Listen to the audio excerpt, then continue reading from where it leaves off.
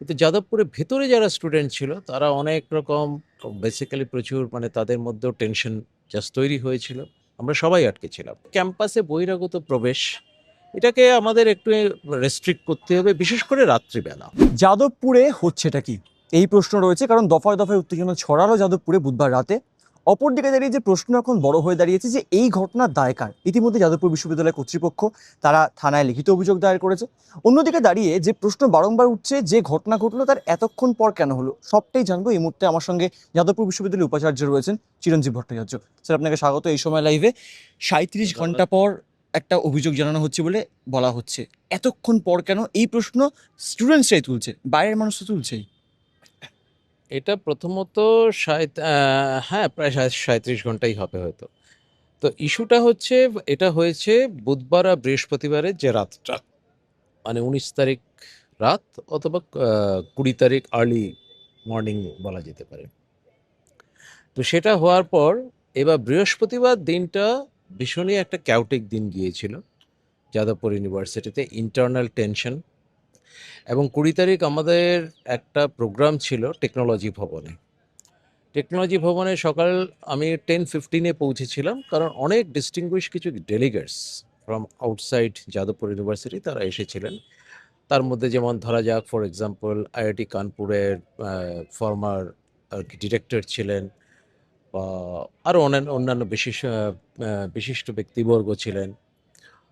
তো অনেকেই ছিলেন, আমাদের প্রাক্তন একজন ভাইস চ্যান্সেলরও ছিলেন, আরও অনেকেই ছিলেন, আমি স্পেসিফিক নাম বলছি না। তো সেটা আমাদের একটা ডিস্টিংগুইশ অ্যালুমনি অ্যাওয়ার্ড আমরা এবছর থেকেই জাস্ট চালু করেছি, কারণ আমাদের অ্যালুমনি কানেক্ট যে প্রোগ্রামটা, সেটাকে আরও রিভাইভ করার জন্য, উজ্জীবিত করার জন্য, যে আমাদের যারা যাদবপুরে ডিস্টিংগুইশড অ্যালুমনি তাদেরকে আমরা অ্যাওয়ার্ড দেবো, এবং সেটা কনভোকেশনের দিনেই দেবো, 24শে ডিসেম্বর। তো সেটার একটা জুরি টিম হয়েছিল, সেই জুরি টিমের ফাইনাল মিটিং ছিল। তো সেটাতে এজ এ ভাইস চ্যান্সেলর আমি ছিলাম, প্রো ভাইস চ্যান্সেলরও ছিলেন, রেজিস্ট্রারও ছিলেন। তো সেই উপলক্ষে ক্যাম্পাসে এসেছিলাম। তখন ওই সময় কয়েকজন প্রেসের লোকও কিছু কিছু আমাকে তখন ধরেছিল, তখন কিছু বাইটও দিয়েছি। তারপর মিটিংটা শেষ হয়ে যাওয়ার পর অ্যারাউন্ড 12:30 বা 1 PM ওই মিটিংটা শেষ হয়ে গেল। That is on 20th, Thursday. শেষ হওয়ার পর থেকে এদিকে আবার প্রচণ্ড উত্তেজনা জাস্ট ছড়িয়ে গেল ক্যাম্পাসে, যে একটা বাইরের মিছিল আসছে। সেদিন দুটো ইভেন্ট ছিল, একটা 8B বাস স্ট্যান্ডে, সেটা হচ্ছে লেফট ফোর্সগুলো ছিল, আর একটা বিজেপি অ্যান্ড অ্যালাইড ফোর্সের মিটিং ছিল হচ্ছে গোল পার্কে। একটা দুটো মিছিল আসার কথা।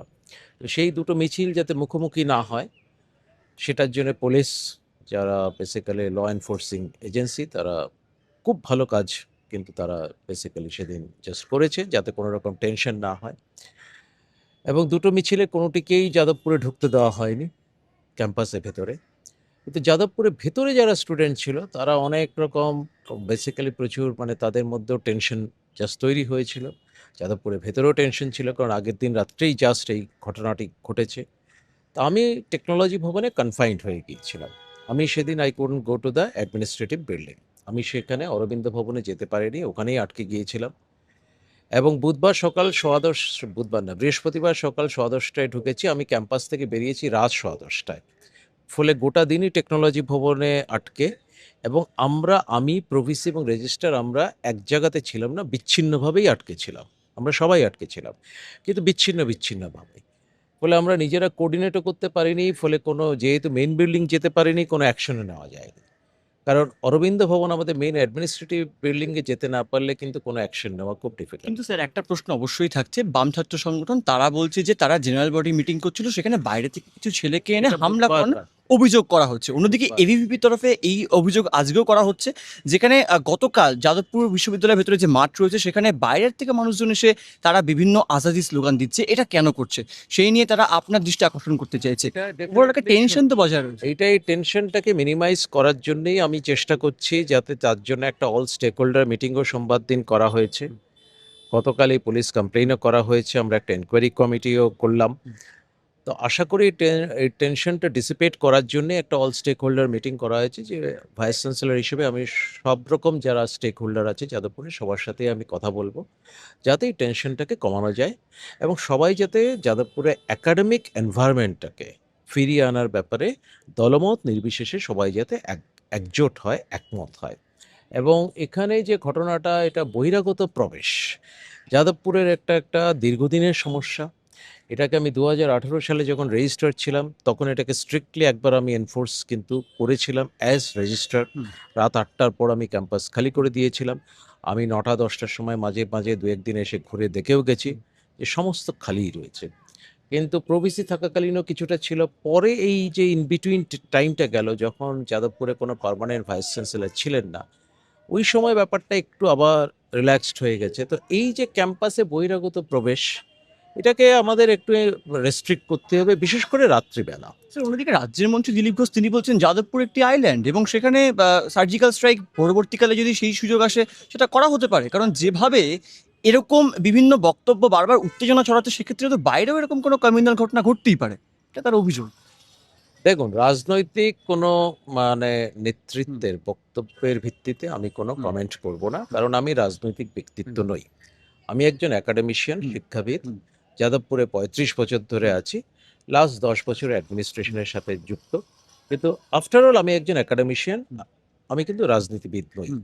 ফলে কোনো রাজনীতিবিদেরই, সেটা বামপন্থী হোক, ডানপন্থী হোক, যেপন্থী হন হন না কেন, আমি তাদের কোনো কথার ভিত্তিতে আমি কোনো বক্তব্য রাখব না। অন্যদিকে দাঁড়িয়ে জেনারেল বডির মিটিং এখনো পর্যন্ত যে অভিযোগ যে ছাত্র নির্বাচন হয়নি, তাহলে সেক্ষেত্রে জেনারেল বডির মিটিং কি করে হতে পারে, মদত কার, এই প্রশ্নগুলো কিন্তু তোলা হচ্ছে। সেক্ষেত্রে আপনি এখন অবধি কিছু ভেবেছেন সেই বিষয়ে? এটা আমাদের একটা এনকোয়ারি কমিটি যেটা হয়েছে, 3 সদস্য। ইনভেস্টিগেশন যে কমিটি, তারা হুম। নিজেরাই সেটা দেখবেন এবং তারা যে রেকমেন্ডেশন দেবেন সেটা আমরা মেনে চলার চেষ্টা করব। অন্যদিকে একদম একটি শেষ প্রশ্ন, যাদবপুর বিশ্ববিদ্যালয়ের প্রাক্তন যিনি উপাচার্য ছিলেন তার একটা গুরুত্বপূর্ণ অভিযোগ যে যাদবপুর বিশ্ববিদ্যালয় প্রগতিশীলদের জায়গা, এখানে পড়াশোনা শুধুমাত্র হয়, কিন্তু এই সময় নাকি রাজ্যে পরিবর্তন হয়েছে বা কয়েকদিন আগে থেকেও, কয়েক মাস আগে থেকেও বলা চলে যে ক্রমাগত নাকি বিজেপির একটা আধিপত্য বিস্তার হচ্ছে এবং অনেকের সঙ্গে নাকি মিটিংও চলছে ভেতরে ভেতরে। এই বিষয়গুলো একটা অভিযোগ সামনে আসছে, আপনি কি এই বিষয়ে কিছু বলুন? দেখুন, আমি সেটা আমার কাছে হচ্ছে সবথেকে গুরুত্বপূর্ণ যাদবপুরে যে পরিবেশ, হুম। সেটা যাতে ঠিকঠাক থাকে। যাদবপুরের সাথে আমি নিজে বললাম তো 35 বছর শিক্ষক একদম। হিসেবে, 4 বছর ছাত্র হিসেবে যুক্ত। 39 বছরের আমার হুম। অ্যাসোসিয়েশন। ফলে সেই হিসেবে যাদবপুর ইউনিভার্সিটি, যাদবপুর বিশ্ববিদ্যালয়ে কখনো একটু পরিবর্তন ঘটে, কখনো উত্তেজনা হয়, আবার সেটা ঠিকঠাক আসে। যাদবপুর ইউনিভার্সিটি যাদবপুর যে জায়গাতে থাকে তার একাডেমিক যে হুম। জায়গাটা, সেটা সবসময় যাদবপুর ইউনিভার্সিটি বছরের পর বছর মেনটেন করে গেছে এবং আশা করি এই যে একটা সাময়িক সমস্যা, এই সমস্যা যাদবপুর বিশ্ববিদ্যালয়ে কাটিয়ে উঠবে এবং আমরা আমাদের যেটা একাডেমিক এক্সেলেন্স, যার জন্য আমরা গর্ব বোধ করি যে ভারতবর্ষের একদম প্রথম সারির স্টেট পাবলিক ইউনিভার্সিটি হিসেবে থাকে। ওয়ার্ল্ড ওয়াইজও আমরা যদি দেখি যে QS world ranking, Times global র্যাঙ্কিংয়ে আমরা ভীষণই ভালো পারফর্ম করি এবং all state public funded university. ফলে সেই জায়গাটা আমরা ঠিকঠাক মতো ধরে রাখতে পারবো বলেই আমরা আশাবাদী।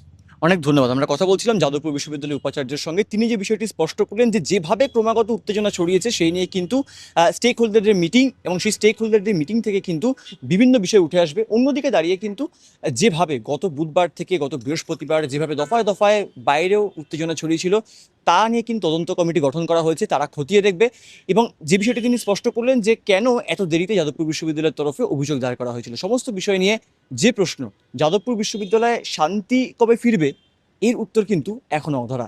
ক্যামেরা রিক্ত মুখোপাধ্যায়ের সঙ্গে সুব্রজিৎ চক্রবর্তী, এই সময় লাইভ, কলকাতা।